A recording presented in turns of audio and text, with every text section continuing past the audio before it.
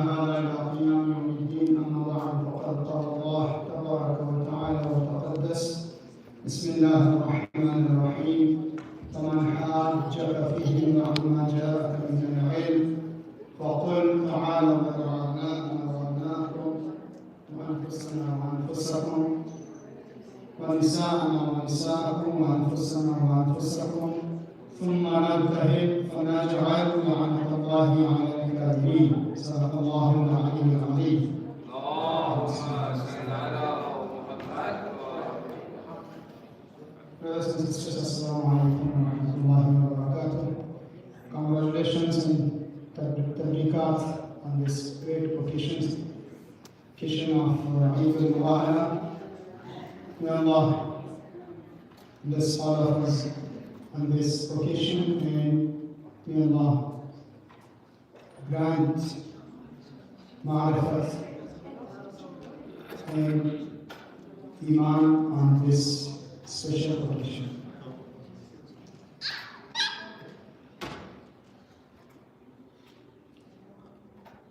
You should be grateful to Allah subhanahu wa ta'ala who has blessed us with an ability to recognize Him, to worship Him, to communicate with Him, and to get all types of strength and favors to be successful here and hereafter. Allah subhanahu wa ta'ala has blessed us with unlimited blessings and ni'mat, but according to Quran and Majid, the special blessing, the greatest blessing is the ni'mat of hidayat, or in a different aspect, the greatest ni'mat is ni'mat of risalat, and especially the personality of Rasulullah himself. As Quran says, لَقَدْ مَنَّ اللَّهُ عَلَى الْمُؤْمِنِينَ إِذْ بَعَثَ فِيهِمْ رَسُولًا. And the blessings in a similar way are Quran Majid and Anbiya, Awliya, alayhi and especially I would mention the blessing of Deen, Islam, which is a perfect religion. Shall I try to speak about the event and concept or the history of Mobahela very briefly before I speak about the Mobahela itself. I would like to have a short introduction about the religion of Islam. Alhamdulillah, all of us are Muslims, and we are considered and called as Muslims, and we claim that we have a perfect religion and a perfect system of life.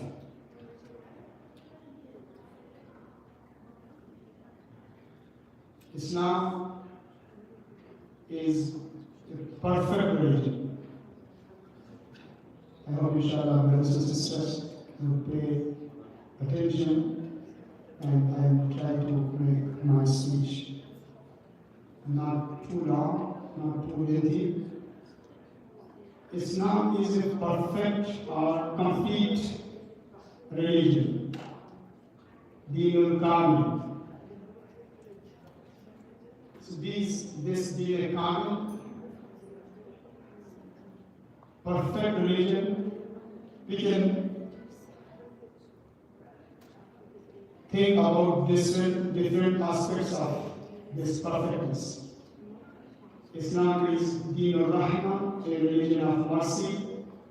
a religion of love, a religion which provides a complete system for life, a religion which provides a solution for all needs and problems of our life, a system which includes all parts of our life, and it covers every single moment of our life. For example, when we say Islam is Deen al-Rahma, Deen of mercy, just I would give a small example and then we'll go ahead. Islam is Deen al-Rahma. Allah subhanahu wa ta'ala is Ar-Rahman al-Rahim. Quran al-Majid is Kitab of Rahmah. Rasulullah sallallahu alayhi wa sallam himself is Rahim, according to Quran. I'm not mentioning ayah from Quran. All A'immah alayhi salatu wasalam are Imam al-Rauf and Imam al-Rahim. And they are asked to behave with each other with rahmah and mercy. Su'al, question. Why I was created? Why were we created? Why this dunya is created? Let me make this same question a little more controversial. For example, if I am 60 years old, it doesn't look right. So, was there any situation before my birth? Someone could ask me, you want to be created? You want to go to this dunya? Why Allah subhanahu wa ta'ala has created me? I'm just making some questions to attract your attention and then just keep going. Why we were created? There could be different answers. One of the ways to address this question is we are created as a matter of mercy. The creation of whole universe, me, you, and all human beings, and whole universe is created based on mercy or one-sided favor. Because the biggest blessing which could be considered and utilized as an investment is our life. If someone goes to a street and finds some hurdles for the vehicles to pass and to go, for example, there is a stone in the middle of the road, someone goes and just takes that stone to protect and save the people.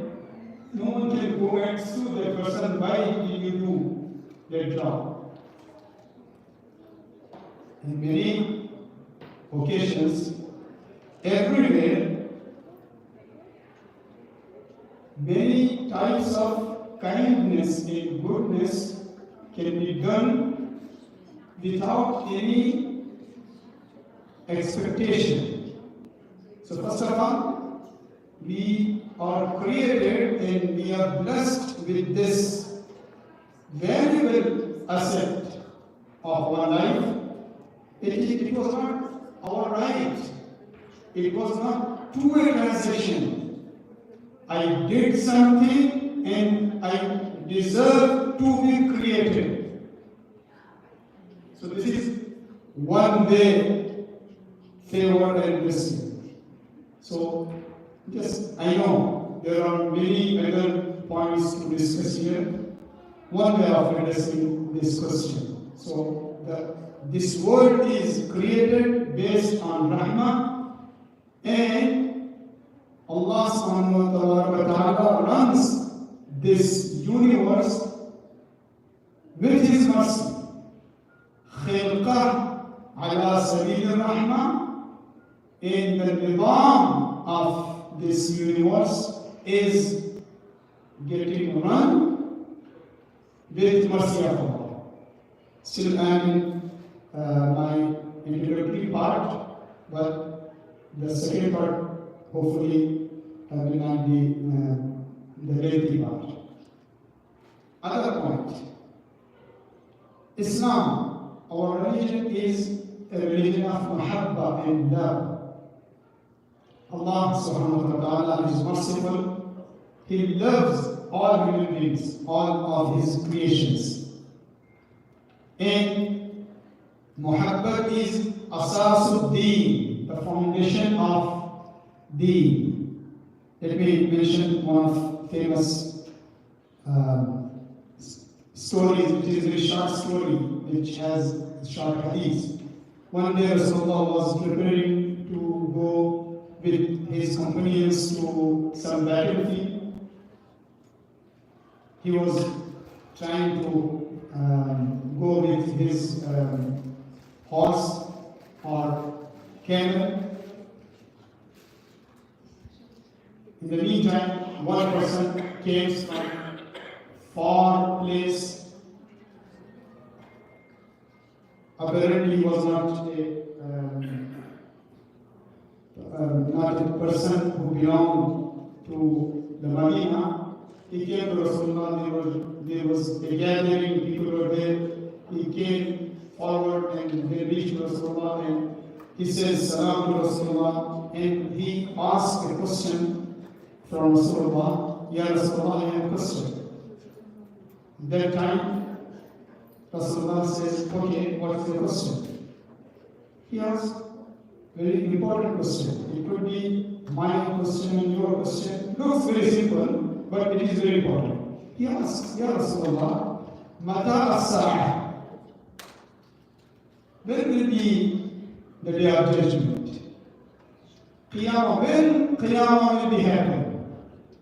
Like we say, we are hearing from our childhood, our parents used to say, Imam is going to come, there will be a Qiyamah. They heard from their parents, they heard from their parents. Is it going to be happen? When is the day of Qiyamah? What time and what date it is going to happen? Mata as-sa'ah. And it is an important question. Rasulullah sallallahu alaihi wasallam, instead of he answers his question, he says that Qiyamah is haq, it is going to be happen. Indeed, there is no doubt the day of Qiyamah will rise and will happen. علمها عند ربي لا يضل ولا ينسى. Only Allah knows the day of Qiyamah and the exact time. And then the next verse. And in return, Rasulullah asked a question from the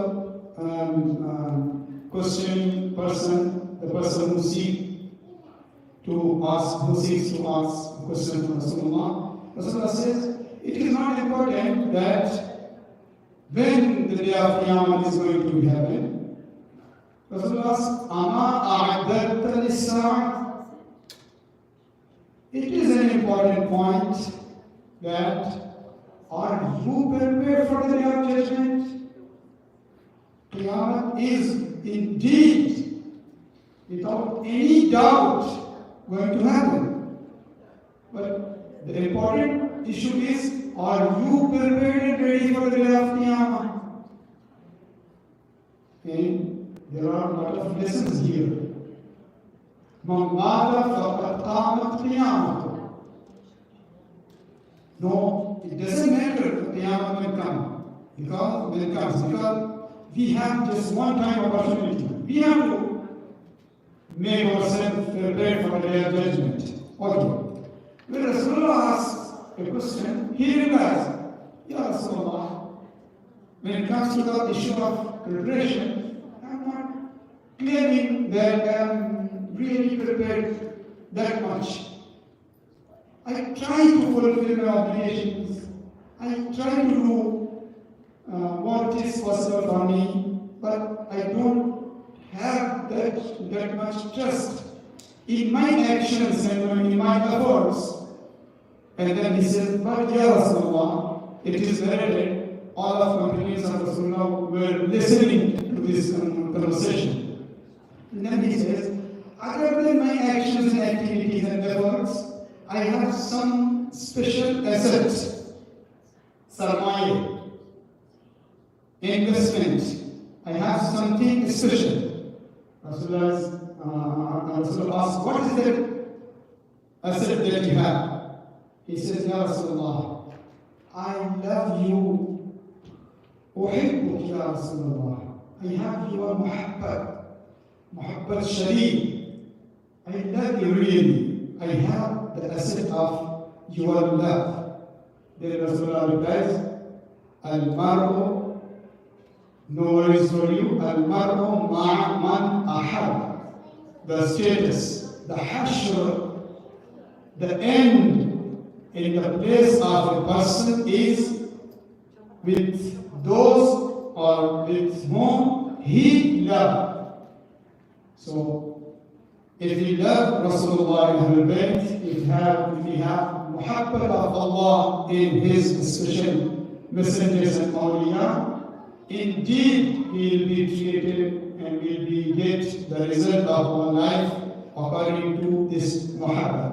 I just mentioned this hadith and this short story to make my point that one of the aspects of paying attention to the perfectness of Islam. Islam is deen kamil, it is a complete deen, it is a deen of rahmah, it is a deen of muhabba, it is a practical deen, it is a complete system. Then today's point, our religion is based on logical argument. Islam is based on dalil and evidence. Islam doesn't force. Rasulullah or Anbiya, they did not force people to make people forcefully with all types of making them, putting them in compulsion and jail to believe in Him, to believe in them. No. What is Mobahela? Again, I will start here and I will ask a small question. Is there anyone from brothers and sisters side who can explain the meaning of Mobahela? What does Mobahela mean? I would encourage someone to say something, just to have a conversation like that. What does Mobahela mean? You can guess something.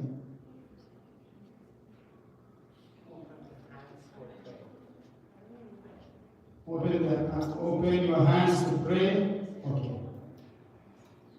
Mubahara means I am trying to explain it in my words.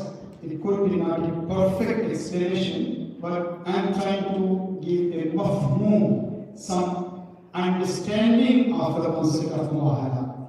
Mubahara means after a logical argument for any theological dispute, if the dispute is not settled through any conversation and dialogue, still there is no need to fight.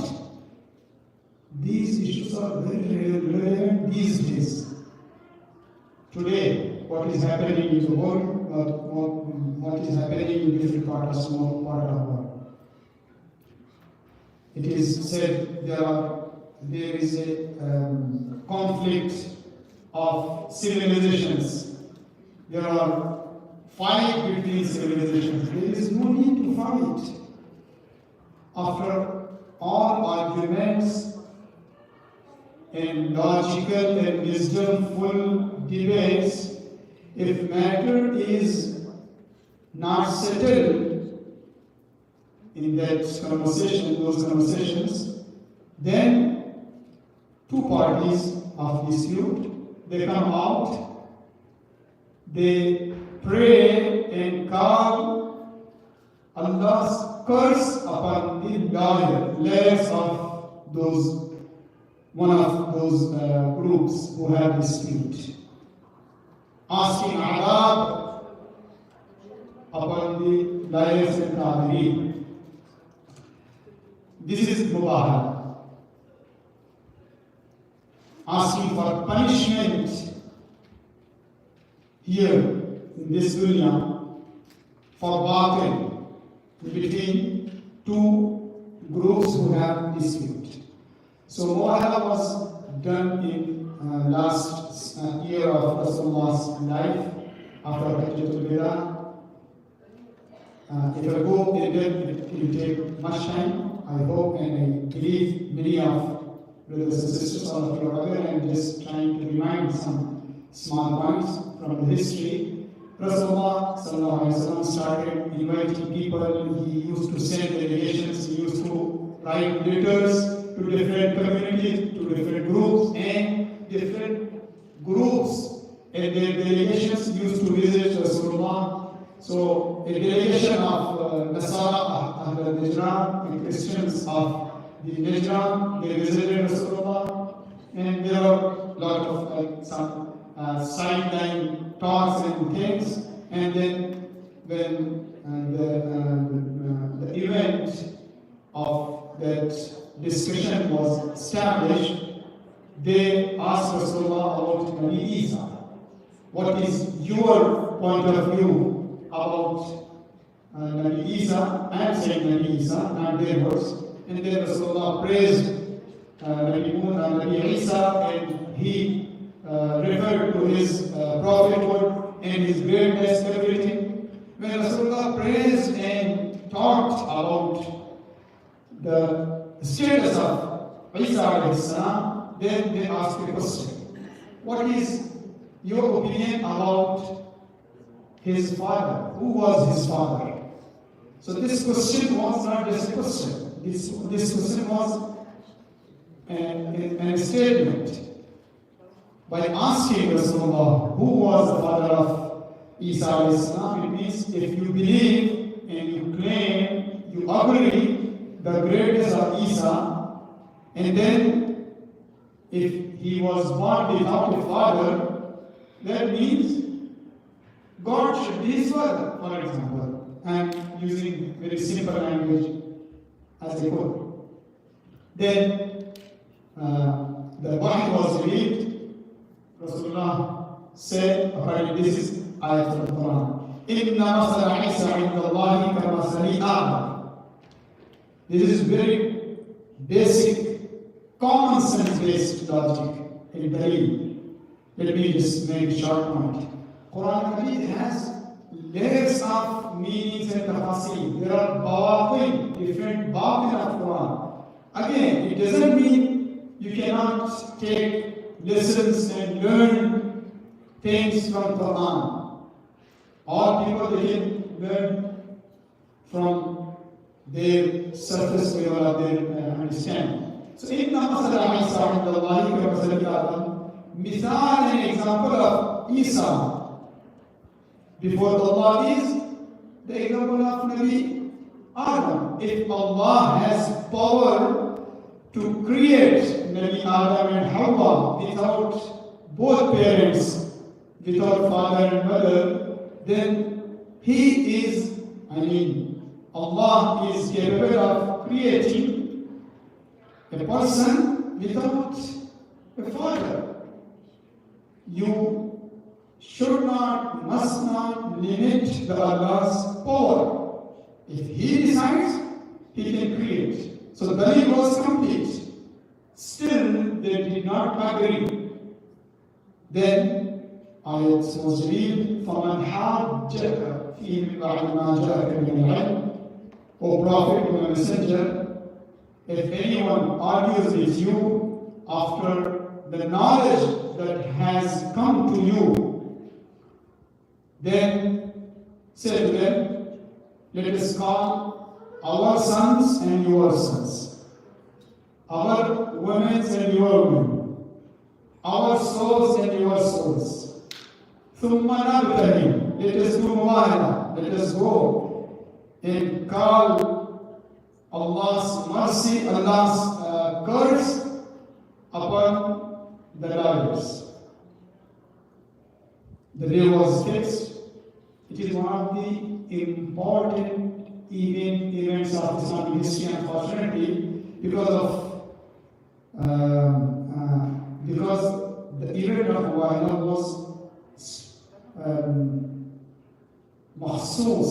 It was just only Ahlul Bayt, and Rasulullah and Nabi Mulim and Imam Hassan Hussain and Hazrat Sayyida was there, and there is no dispute, no controversy, no claim from any other Islamic sect or scholar that someone other than Ahlul Bayt of Islam was present there. So there is no excuse to include someone from outside. So in Islamic history, many scholars, out of hatred or out of some political excuses and reasons, they did not make it the great event. Otherwise, Mobahela was one of the greatest victories of Rasulullah without any war, without any physical conflict. So they came out, the day was fixed. This is Quran. And interestingly, whole ayat is there in a similar order what ayat of Quran says. Rasulullah took his family, noble family members, Abna'ana, Imam Hassan, Imam Hussain were there. One Nisa'ana in the middle, Hazrat Sayyida Fatima was there. And Al-Fusana, the Nabi Mu'mineen, they came to the field of Mobahela. I am trying to conclude and then just try to learn and mention one lesson from this event. When the delegation of Ahlul Najran, they came, they had preparation. If Rasulullah comes with a big gathering with noises, then there is no need to be worried. But if he comes with his special family member, then they have to be careful. So when the Ahlul Bayt, they were entered in the battle, and when they noticed, it is said on the head of their delegation, he says, Ya ma'ashar nasara, inni la ara wujuhan, law sha Allah an yuzila jabala min makanihi la azala biha. O my community, Ya ma'ashar nasara, the community of Nasara, I am seeing the faces that if Allah wants to destroy, to move the mountains, this is not I, this is part of the statement of the leader of the delegation of Najran. If Allah wants to move the mountains or to destroy, Izala, to destroy the mountains, because of the greatness of these faces, Allah will do. Be careful. Don't do Mobahela with them, otherwise no one from your community will remain on the earth until the day of judgment. And then they were defeated. The point, I think, the important point which must be considered and learned here, after their defeat, they did not accept Risalat of Rasulullah. They did not start believing in Rasulullah. Still, Rasulullah provides an exit route for them. A face, what is called a face-saving way. Then there was an agreement, you need some rights in this nation, you have to pay some taxes, and the matter was settled. So what is the lesson? The lesson is the religion is not spread forcefully. Yes, we have in the history some rulers, they try to spread so-called their Islam forcefully, but they don't represent the real Quran and teachings of Rasulullah. Quran and teachings of Rasulullah and Ahlul Bayt are presented before people logically, in a reasonable way. They can accept it, they can agree, and they can follow. Otherwise, there are ways to live in harmony. Similarly, we could learn lessons here.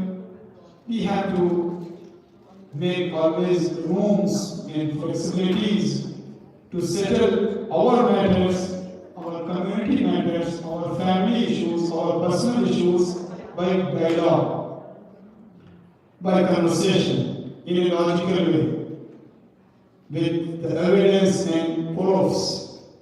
Unfortunately, if we go to history, in the lifetime of Rasulullah did not have any war with the Christianity.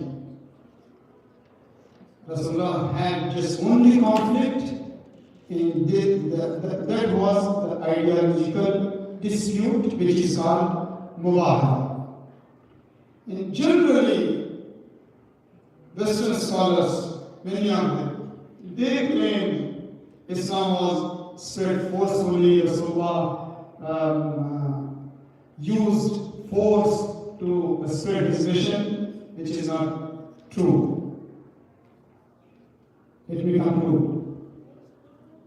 The dialogue and the conversation, having arguments and debates, is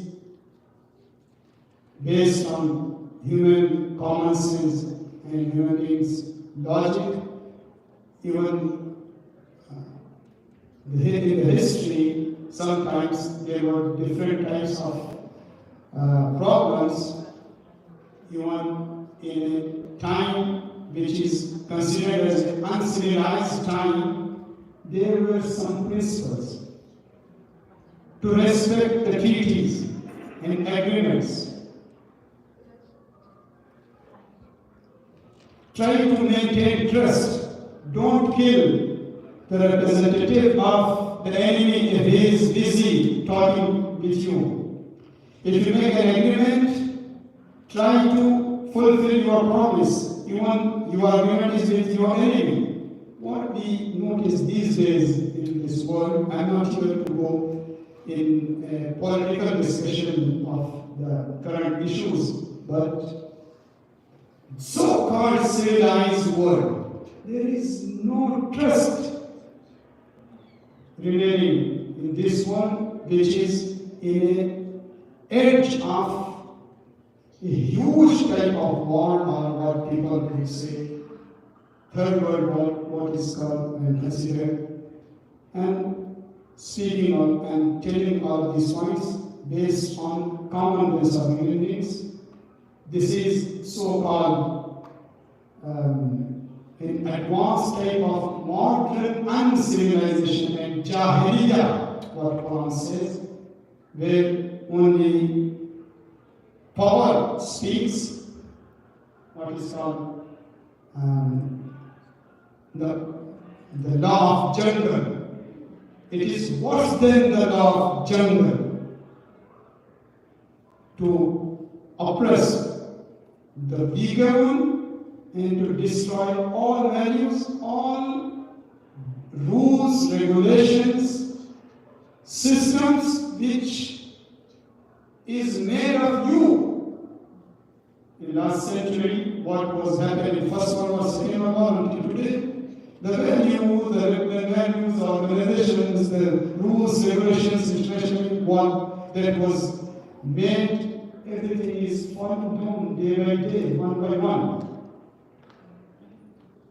Inshallah, the real conscience of human beings will be awake and we'll see real justice in this world, especially in these sensitive days and a very important time of the history. We ask Allah subhanahu wa ta'ala in the name of Ahlul Bayt and Quran Majid. The event of Mobahela is one of the powerful signs and evidences of the wahdat of Quran and Ahlul Bayt, because both Quran and Ahlul Bayt were presented together in the event of Mobahela.